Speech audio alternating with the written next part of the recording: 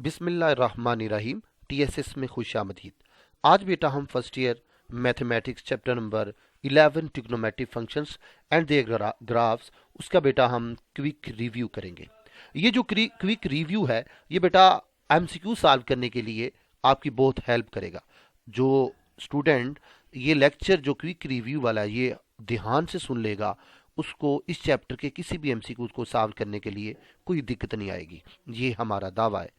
बेटा देखते हैं बेटा पीरियड ऑफ ट्रिग्नोमेट्रिक फंक्शंस क्या होता है, इसको देखते हैं जी। क्या कहता है?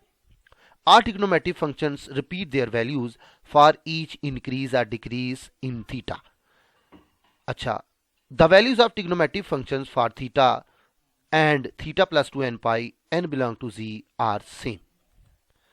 नेक्स्ट कह रहा है कि this behaviour of trigonometric functions is called periodicity. और ट्रिग्नोमेट्री के इस बिहेवियर को हम कहते हैं बेटा पीरियडिसिटी। यानी कि आप किसी कोई फंक्शन है पीरियड, उसके अंदर आप थीटा ऐड कर रहे हैं, कोई साइन फंक्शन के अंदर या काज के अंदर थीटा ऐड कर रहे हैं और यहाँ उसके अंदर आप 2 पाई के मल्टीपल भी ऐड करते हैं तो उसके ट्रिग्नोमेट्री फंक्शन में कोई फर्क नहीं आता। तो इस बिहेवियर को आप कहते हैं बेटा पीरियडिसिटी। फॉर एग्जाम्पल बेटा मैं समझाने की आपको कोशिश करता हूँ। फॉर एग्जाम्पल असल में माजरा क्या है, देखिए बेटा आपके पास फंक्शन है जी साइन है। अच्छा, आप इसको करिए जी थीटा प्लस 2 पाई, तो ये किसके इक्वल आएगा बेटा? ये आएगा साइन थीटा के इक्वल। किसके इक्वल आएगा बेटा? साइन थीटा के इक्वल। अच्छा, आप इधर ये देखिए थीटा प्लस 4 पाई करें, फिर भी ये किसके इक्वल आएगा? साइन थीटा के इक्वल। अच्छा, अगर आप ऐसा करते हैं साइन थीटा प्लस 6 पाई, फिर भी ये किसके इक्वल आएगा? साइन थीटा के इक्वल। तो देखें कि आप क्या कर रहे हैं, थीटा में आप 2 पाई के मल्टीपल नंबर्स ऐड कर रहे हैं लेकिन ट्रिग्नोमेट्रिक फंक्शंस में कोई फर्क नहीं पड़ा। तो चूंकि इसमें फर्क नहीं पड़ा, इस बिहेवियर को हम कहते हैं पीरियडिसिटी। और याद रखिए चूंकि इन सब वैल्यूज में वैल्यूज को ऐड करने से फर्क नहीं पड़ा, तो इन सब वैल्यूज में जो सबसे लीस्ट है वो क्या है बेटा? 2 पाई। तो 2 पाई जो है वो पीरियड होगा बेटा किसका? साइन का। किसका बेटा? साइन का। अच्छा बेटा ये हमने किया। अब बेटा नेक्स्ट देखते हैं पीरियड। पीरियड क्या होता है? The smallest positive number which when added to the original circular measure of angle gives the same value of the function is called period of trigonometric function. ये बेटा बात वही है जो हमने पहले की है।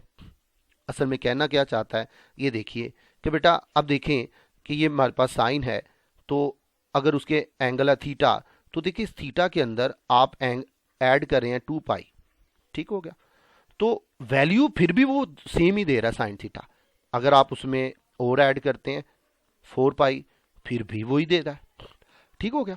तो इसको बेटा कहते हैं पीरियड, यानी वैल्यूज अपनी रिपीट करता है, दोबारा वैल्यूज आपको वही देता है। इस बिहेवियर को कहते हैं बेटा period. The smallest positive number which when added to the original measure of angle give the same value of the function is called period. तो ये जो हमारे पास स्मॉलेस्ट पॉजिटिव इंटीजर है, स्मॉलेस्ट पॉजिटिव इंटीजर नहीं कहना चाहिए, कहना चाहिए नंबर है 2 पाई, ये बेटा हमारे पास कहलाएगा बेटा पीरियड, ठीक हो गया। अच्छा, अब ये जो पीरियड है इसकी डेफिनेशन कुछ यूं भी की जाती है, कभी कभी एमसीक्यूज में इस तरह भी आ जाता है, ये भी याद रख ले आप कि अगर आपके पास कोई बेटा रियल वैल्यूज फंक्शन है एफ, आप इसको कहेंगे पीरियाडिक फंक्शन। क्या कहें बेटा? इसको बोलेंगे पीरियाडिक फंक्शन बोलेंगे। कब आपको कोई एक्स मिल जाता है जो डोमेन से बिलोंग करता है और then there exist a least positive integer, least positive integer p, तो सच दैट के x प्लस p जो है वो भी उसी डोमेन d से बिलोंग करता है। तो फिर याद रखिए कि अगर आप ऐसे देखें कि f of x plus p दोबारा f ऑफ x के इक्वल आ जाए, यानी आप लीस्ट पॉजिटिव इंटीजर जो है p जो यहाँ पे बेटा क्या है? Least positive number. इंटीजर नहीं बोलना, क्या बोलना बेटा? Least positive integer, sorry number. तो लीस्ट पॉजिटिव नंबर जो है इसको आप बोलेंगे दिस इज द पीरियड, इसको बोलेंगे पीरियड। और इस फंक्शन को बोलेंगे बेटा पीरियाडिक फंक्शन। क्या बोलेंगे बेटा? Periodic function. सही हो गया। और इस बिहेवियर को बोलेंगे बेटा पीरियाडिसिटी। इस बिहेवियर को क्या बोलेंगे हम? पीरियाडिसिटी। ये बेटा हमारे पास आ गया। अच्छा जी, अब इससे नेक्स्ट करते हैं जी।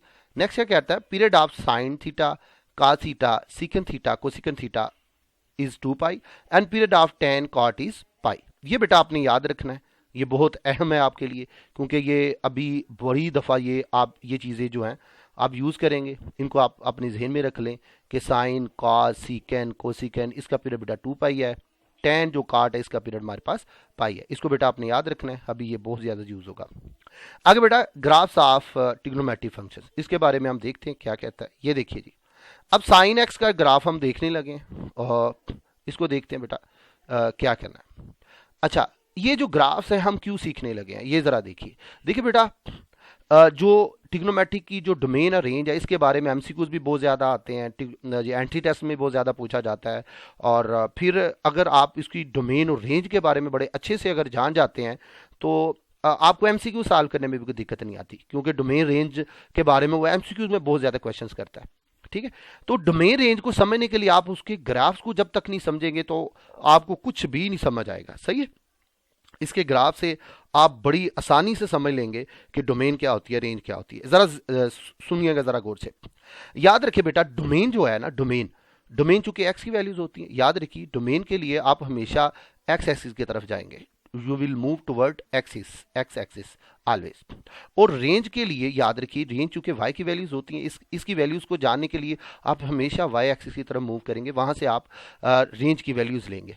चूंकि हम यहाँ पे बात करने ले साइन एक्स का, देखिए ग्राफ कहाँ पे बढ़ रहा है, ओरिजिन से मूव कर रहा है, यहाँ पे ऐसे चलता चलता चलता ऐसे जा रहा है। ठीक है, तो ये यहाँ पे देखिए उन्होंने -2 पाई से पूछ लिया, यहाँ पे देखिए यहाँ से भी ऐसे चलता है। ठीक है, उन्होंने बनाया थोड़ा, रेंज थोड़ी ली है, ये चलता जाता है। आपको भी पता है कि यहाँ पे इस साइड पे जाएं तो हमें क्या मिलता है, हमें प्लस इन्फिनिटी मिलता है। यहाँ पे अगर हम चलते जाएं तो आपको पता होना चाहिए यहाँ इन्फिनिटी, यहाँ पे जाएं तो हमारे पास नेगेटिव है तो माइनस इन्फिनिटी होता है। ये एक्स एक्सिस है। ठीक है, ये क्या जी, एक्स एक्सिस मैंने कहा पे आपको क्या मिलती है, डोमेन। इसका मतलब है कि ये जो साइन है, क्या जी, ये जो साइन है इसकी डोमेन क्या होगी, डोमेन इसकी होगी बेटा माइनस इन्फिनिटी से इन्फिनिटी। गौर करिएगा जरा, ओके हो गया। अब बेटा ये देखिए एक्स एक्सिस पे हमने देख लिया, क्योंकि एक्स एक्सिस के ऊपर इसकी जो वैल्यूज, इसका ग्राफ जो है ये -1 और 1 के दरमियान क्या कर रहा है, ऑसिलेट कर रहा है, फ्लक्चुएट कर रहा है, बार बार कभी नीचे जाता है कभी ऊपर जाता है, लेकिन कभी भी ये 1 से ऊपर नहीं गया और -1 से कभी ये नीचे नहीं आया। ठीक हो गया, ये बार बार फ्लक्चुएट करता है, रिपीट करता है अपनी वैल्यूज को बार बार यहाँ पे इसके दरमियान। ठीक हो गया, तो एक्स एक्सिस की आपने देखा कि ये इस तरफ चलता जाता है पॉजिटिव इन्फिनिटी की तरफ, इधर चले तो माइनस इन्फिनिटी की तरफ। इसका मतलब है एक्स एक्सिस है, चूंकि एक्स एक्सिस पे इसका मतलब है डोमेन इसकी होगी माइनस इन्फिनिटी से प्लस इन्फिनिटी की तरफ। ओके हो गया।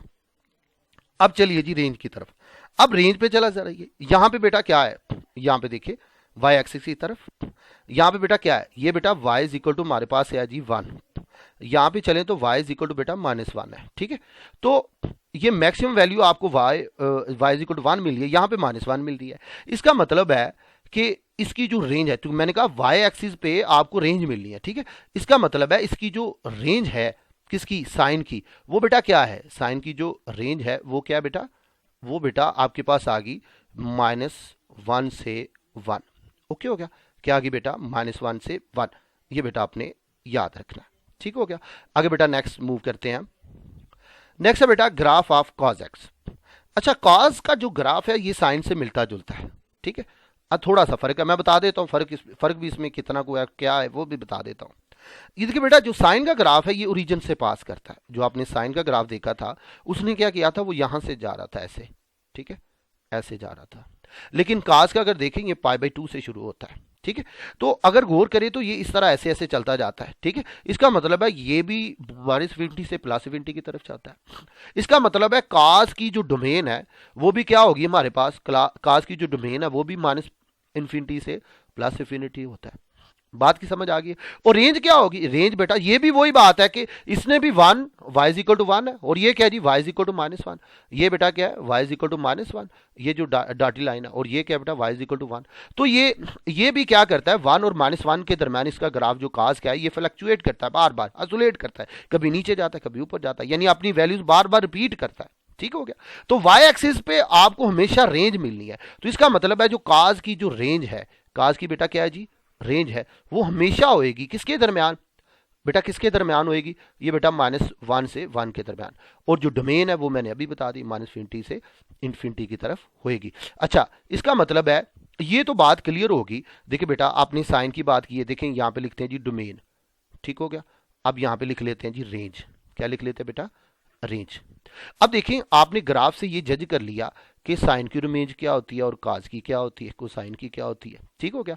अच्छा, आपने देखा कि जो साइन की जो डोमेन होती है वो -∞ से इन्फिनिटी की तरफ होती है, -∞ से इन्फिनिटी की तरफ होती है, ठीक हो गया। और रेंज जो होती है ये इसकी -1 से +1 की तरफ होती है। कोसाइन का भी यही हाल होता है, -∞ से +∞, रेंज इसकी भी -1 से 1 होती है। ओके हो गया, ये बेटा हमको क्लियर हो गया। अब देखिए इसको साथ साथ अपनी जहन में रखते जाए और आगे मूव करते जाए। आगे चलते हैं बेटा, देखते हैं टेन। अब देखिए टेन का ग्राफ किस तरह बनता है वो देखते हैं। ये बेटा टेन का ग्राफ आ गया, अब इसको डिस्कस करते हैं, देखते हैं बेटा क्या कहता है। अब ये देखिए ये जो वर्टिकल लाइन नजर आ रही है ये असल में डॉटेड लाइंस हैं, लेकिन ये ग्राफ में थोड़ा इशू है।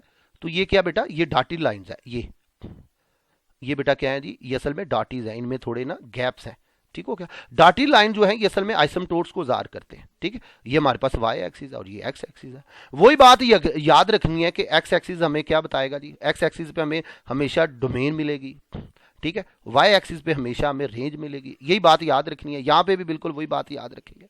अच्छा बेटा याद रखें, अगर हम यहां पे याद रखें वाई एक्सिस की तरफ, चले पहले बात कर लेते हैं। इसका ग्राफ यहां पे जाएं तो देखें ऊपर की तरफ भी जा रहा है, ऊपर पॉजिटिव वैल्यू होती है, इसका मतलब ऊपर जी जाना है इसने +∞ की तरफ, ऊपर इसने किधर जाना है, +∞। नीचे नीचे की तरफ भी ये देखें, नीचे भी ये ऐसे आ रहा है, तो इसका नीचे अगर जाएगा, ये देखें ना, ये ऊपर जा रहा है, इधर नीचे आ रहा है, इधर -∞ की तरफ जाएगा, इधर ये किधर किस तरफ जाएगा, +∞, इधर क्या आएगा बेटा, -∞ की तरफ।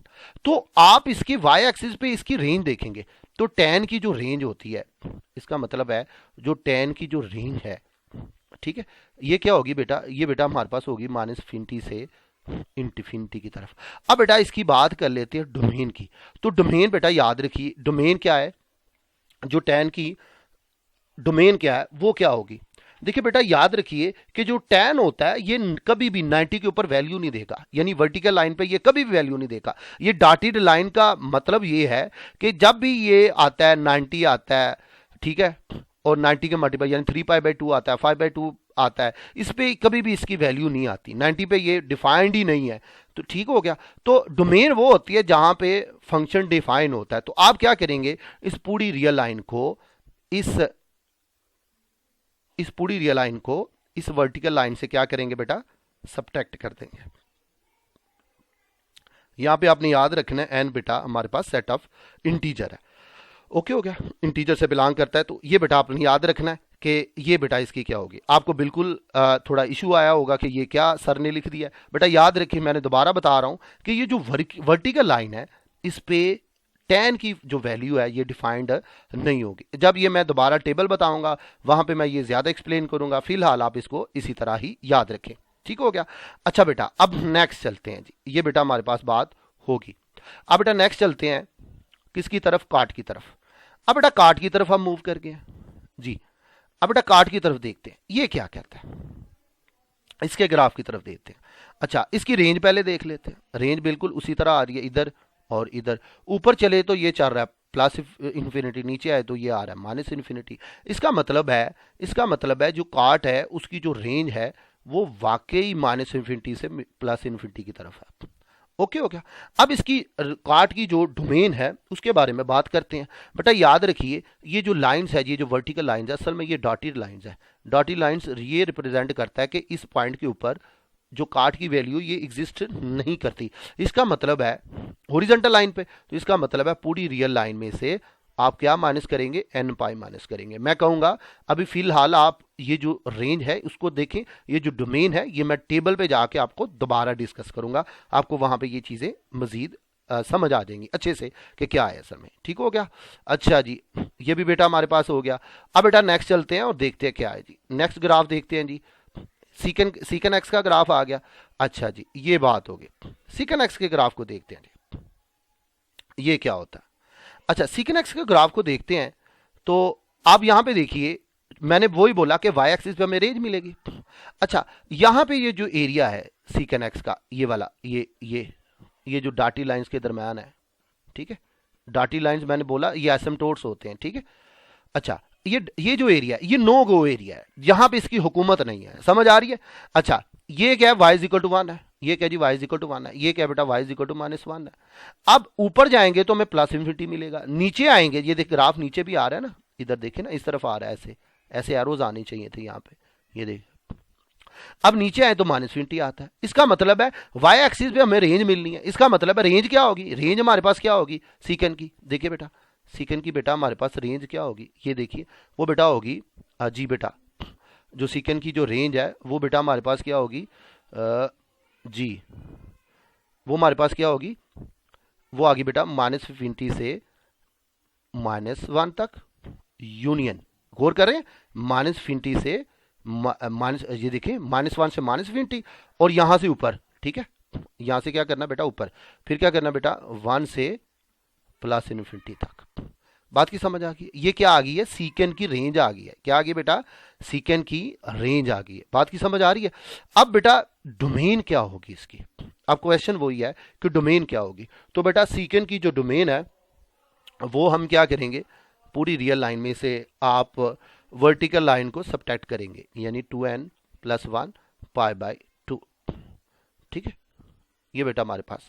अब मैंने कहा कि ये n यहाँ पे सेट ऑफ इंटीजर से बिलोंग करता है, अब ये किस तरह ये माइनस कर रहे हैं ये मैं आपको बेटा बाद में बताऊंगा, फिलहाल आप इसको देखते जाइए, ठीक है, रेंज आप देखते जाइए, डोमेन मैंने कहा आपको ये बाद में बताऊंगा ये किस तरह आई है, ठीक हो गया। अब बेटा नेक्स्ट चलते हैं, आगे चलते हैं बेटा ग्राफ पे, आ गया बेटा कोसिकेंट का ग्राफ, कोसिकेंट में क्या है, बिल्कुल वही चीज, आप गौर कर लीजिए, इसका मतलब है इसकी रेंज भी बिल्कुल उसी तरह ही आने वाली है जिस तरह हमने लास्ट देखी है, ठीक है। देखिए ये क्या है, y इज इक्वल टू 1 है, अच्छा ये क्या बेटा y इज इक्वल टू -1 है। अब नीचे की तरफ आए तो ये -∞ है, ऊपर की तरफ जाए तो ये क्या बेटा +∞। y एक्सिस पे अगर देखें तो हमें रेंज मिलती है, क्या मिलती है बेटा, रेंज, तो देखिए बेटा कोसिकेंट है, कोसिकेंट एक्स, अब कोसिकेंट एक्स है तो इसकी रेंज क्या होगी, ये जरा देखिए, वो क्या होगी बेटा, वो होगी -∞ से -∞ से बेटा -1, अच्छा फिर यूनियन है, फिर बेटा आएगा 1 से +∞, ठीक हो गया, यानी 1 से हम +∞, -1 से -∞ तरफ गए हैं, तो ये बेटा कोसिकेंट एक्स की बेटा क्या होगी, रेंज होगी। अब डोमेन इसकी क्या होगी कोसिकेंट की जो डोमेन है वो वही होगी जो बेटा कॉट की डोमेन थी, ठीक है, तो आप देख लीजिए बेटा रेंज क्या होगी, रेंज बेटा हमारे पास होगी n π, किसकी बेटा, कोसिकेंट की n π, और यहाँ पे n जो है सेट ऑफ इंटीजर से बिलोंग करता है, ये याद रखिएगा, ठीक हो गया। अब देखिए बेटा ये आ गया, अब यहाँ पे देखिए जरा, ये मैं आपको बता रहा हूं, अब देखिए मैं आपको बताने लगूं असल में डोमेन, मुझे लगता है कि ग्राफ से आपको काफी समझ आ गई होगी कि असल में इश्यूज क्या है, लेकिन आपको जिस बात की समझ नहीं आई वो भी मुझे पता है कि आपको असल में मसाइल क्या आए हैं, असल में आपको मसला क्या आया है, मसला ये आया कि आपको डोमेन की समझ नहीं आई, साइन और काज में डोमेन रेंज की आपको समझ आ गई, जब टैन कॉट सीकन कोसिकन में जब ये जो आप मैंने डोमेन फाइंड की है इसकी आपको समझ नहीं आई, बेटा मैं ये बताने लगा हूं कि ये आपने कैसे फाइंड करनी है, लेट्स सी इसको देखते हैं जी बेटा। अब हम देखते हैं कि डोमेन और रेंज जो है टैन की, कॉट का, सीकेंड का, कोसिकेंट का, इनकी जो डोमेन है वो कैसे हमने फाइंड की, ठीक है। रेंज के बारे में तो आपको इशू नहीं है, वो आपको ग्राफ में समझ आ गया था।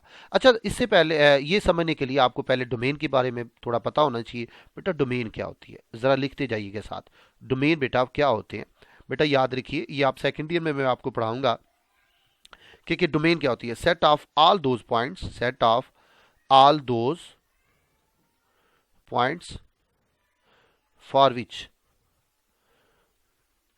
विच जिसके लिए फंक्शन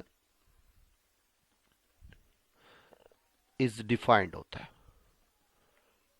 ठीक है, ये क्या है जी, डोमेन क्या है, set of all those points for which the function is defined, यानी किसी फंक्शन की डोमेन के वो पॉइंट्स जहां पे वो फंक्शन जो होता है वो डिफाइंड होता है। अब देखिए हम ये चेक करते हैं कि फंक्शन कब कहां पे डिफाइंड नहीं होता, याद रखिए जो रैशनल फंक्शन होता है ना, रैशनल यानी ओवर में जो बटे में होता है, याद रखें कि वो डिफाइंड कब नहीं होता, याद रखें डिफाइंड वो कब होगा जब उसके नीचे जीरो नहीं होगा, दोबारा सुन लें, अगर कोई बटे वाली रकम है उसके नीचे वाली जो चीज है अगर वो जीरो हो जाती है तो वो डिफाइंड नहीं रहता, वो डिफाइंड नहीं रहता। बात की समझ आ रही है? दोबारा सुन लें, दोबारा डोमेन को जरा समझें कि डोमेन वो है जहां पे फंक्शन डिफाइंड है।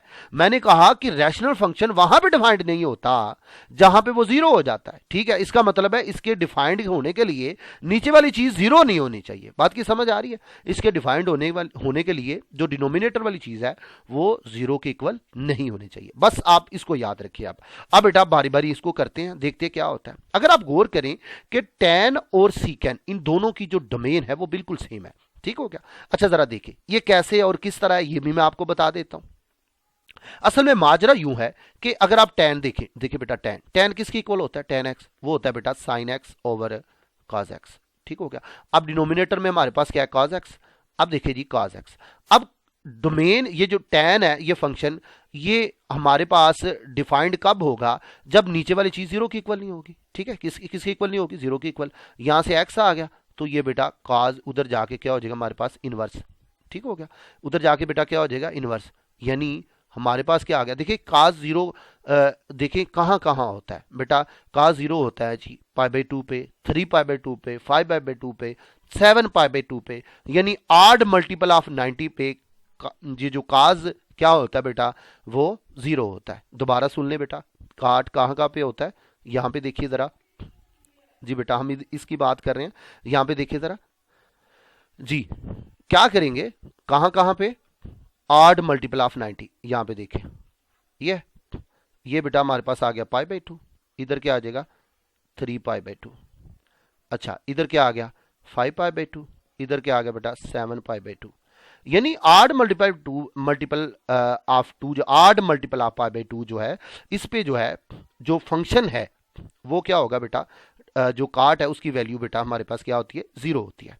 तो हम देखें इतनी वैल्यू मतलब π/2 है, 3π/2 है, 5π/2 है, 7π/2 है, तो इतने को लिखने की बजाय अगर हम ऐसे लिख लें, देखिए आड नंबर को इन जनरल हम ऐसे रिप्रेजेंट करते हैं 2n+1। ये रिप्रेजेंट करता है आड नंबर्स को। ठीक है, ये किसको रिप्रेजेंट करता है? आड नंबर्स को। इसका मतलब है कौन सा पॉइंट है कि जहां पे ये जो काज है उसकी वैल्यू जीरो आती है? वो है बेटा 2n+1 π/2। बात की समझ आ रही है? यानी हमने इतनी वैल्यू देखिए π/2, 3π/2, 5π/2, 7π/2, 9π/2 इतनी लिखने की बजाय हमने इन जनरल लिख दिया कि ये जनाब ये आड मल्टीपल 2n+1 जो है आड को रिप्रेजेंट करता है। यानी आड मल्टीपल ऑफ 90 जो है यहां पे फंक्शन जो है क्या होता है? डिफाइंड नहीं होता। ठीक हो गया? ये ऐसा पॉइंट है जब यहां पे फंक्शन डिफाइंड नहीं होता, बाकी सब पे डिफाइंड होता है। अब गौर करिए, अब मैं आपको थोड़ी सी बात बताता हूं। ये देखिए एक बादशाह है एक गांव का। अच्छा उस पे पूरे गांव की उसकी हुकूमत है, सिर्फ एक घराना ऐसा है, ये देखिए जरा उसकी ये गांव है, ये सारी की सारी उसकी हुकूमत है। एक घराना सिर्फ एक घर ऐसा है जो उसकी नहीं मानता, जहां पे उसकी चलती नहीं है। अब वो ये नहीं कहता कि पूरा गांव मेरा है, यानी ये रेंज सारी की सारी मेरी है। हाँ अगर वो ऐसा कहता है कि ये सारा गांव और अगर मैं इसको निकाल दूं तो फिर मेरी हुकूमत है, फिर गलत नहीं होगा।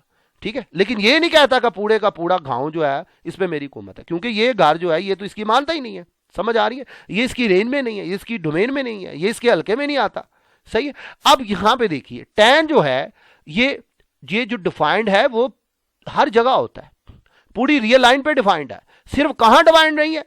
π/2 के आड मल्टीपल पे, π/2 के आड, यानी ये एक पॉइंट है 2n+1 π/2।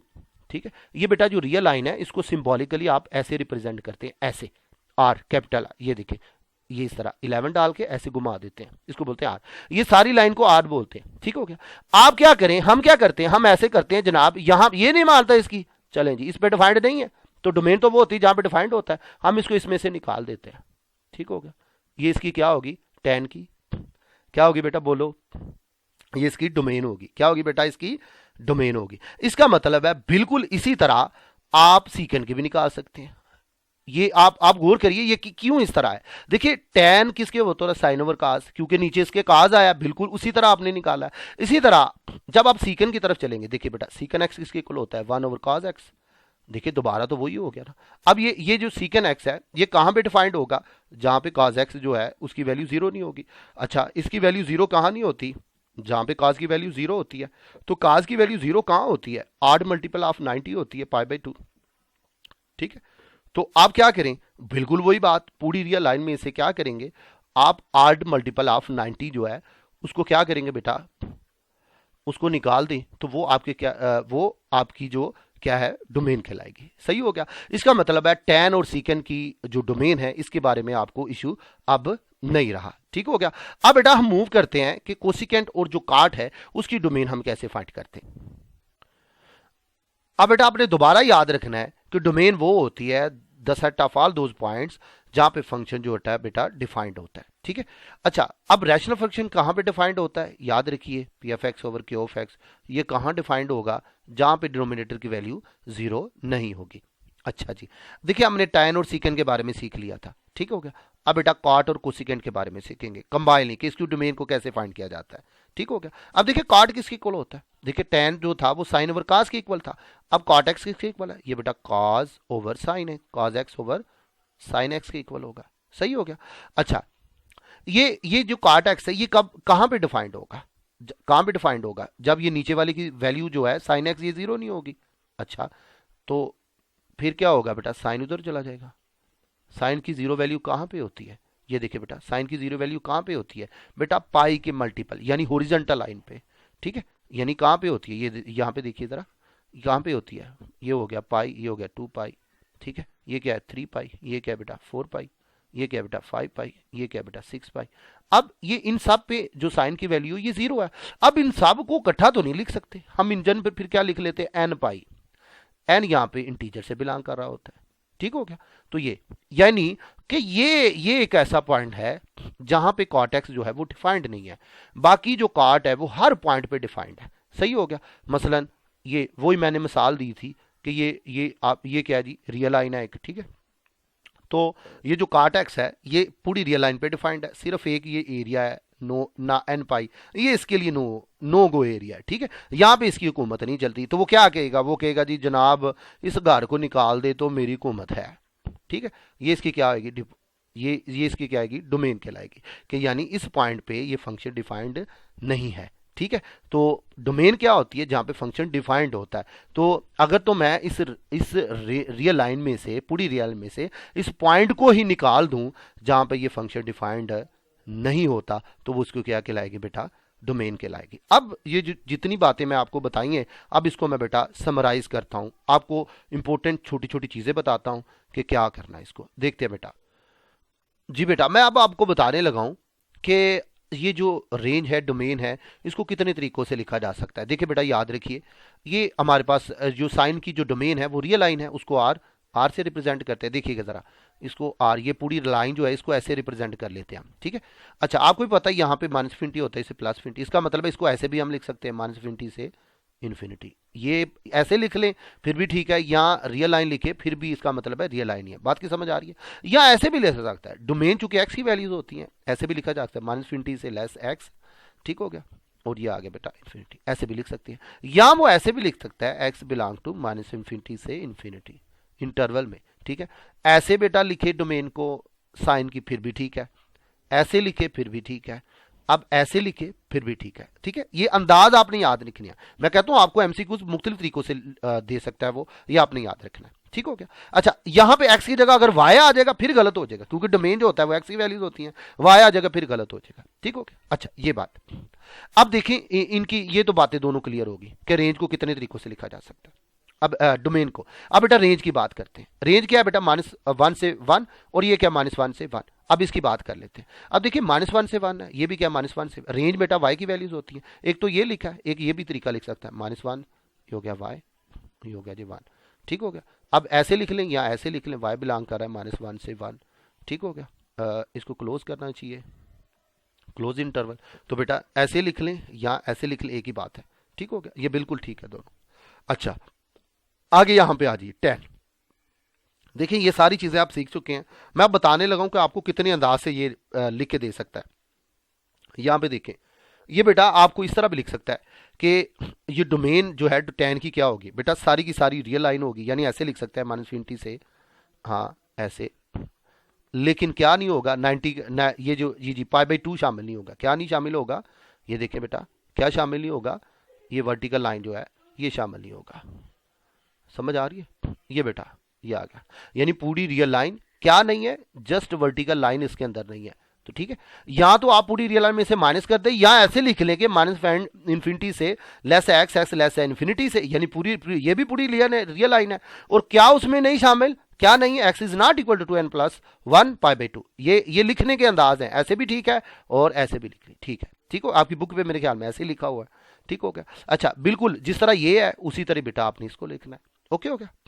आगे वही बात के रियल लाइन को आप ऐसे भी लिख सकते हैं माइनस इन्फिनिटी से इन्फिनिटी, या यहाँ पे अगर वो y डाल देता है, अब यहाँ पे x नहीं है क्योंकि ये रेंज है, तो यहाँ पे वो माइनस इन्फिनिटी है, ये बेटा y है, ये बेटा इन्फिनिटी है। ठीक है, यहाँ पे कभी भी क्लोज नहीं आएगा, याद रखिए, क्योंकि इन्फिनिटी जहाँ पे हो वहाँ पे कभी क्लोज इंटरवल नहीं आ सकता। अच्छा जी, आगे बेटा ये भी वही है। ठीक है, माइनस इन्फिनिटी से आप इन्फिनिटी कर सकते हैं। ये यहाँ पे बात करें, ये इसको भी क्या कर सकते हैं, ये इसको कैसे लिख सकता है, माइनस इन्फिनिटी से ये देखिए x है, ये आगे प्लस इन्फिनिटी तक, और क्या शामिल नहीं है, क्या शामिल नहीं है जी बेटा, क्या शामिल नहीं है, x में जी हॉरिजॉन्टल लाइन यानी n पाई शामिल नहीं है। और ये देखिए इसको लिखने का मतलब बिल्कुल यही है जिस तरह ये है, यानी पूरी रियल लाइन है लेकिन क्या शामिल नहीं है, n पाई यानी हॉरिजॉन्टल लाइन शामिल नहीं है, बस। ओके हो गया ये बात, और बिल्कुल वही इसी तरह। अब यहां पे आ जाए, इसको और तरीकों से कैसे लिखा जा सकता है, देखिए लिखा हुआ है उन्होंने y is greater than equal to 1, और साथ लिखा y is less than equal to -1। आप इसको ऐसे भी लिख सकते हैं माइनस इन्फिनिटी से -1। अच्छा, और यूनियन, देखिए मैंने कहा इन्फिनिटी के पर कभी भी आपका क्लोज इंटरवल नहीं आ सकता। ठीक हो गया? अच्छा, फिर आप क्या करेंगे, यहाँ पे आएगा 1, ये बेटा आएगा आपके पास ओपन इंटरवल, ये बेटा आप इसको इसी तरह भी लिख सकते हैं, और बिल्कुल ये भी वही चीज़ है, तो इसको भी आप इस तरह आराम से लिख सकते हैं। बात की समझ आ रही है? यानी ये भी वही बता रहा है कि 1 से बड़े कहाँ तक ये नहीं बताया, तो इन्फिनिटी तक, तो -1 से छोटे, -1 से छोटे कहाँ तक, छोटे माइनस इन्फिनिटी तक। तो ये सारी चीज़ें हैं बेटा, इसके साथ ये हमारा जो लेक्चर है वो ख़त्म हो गया। ठीक हो गया?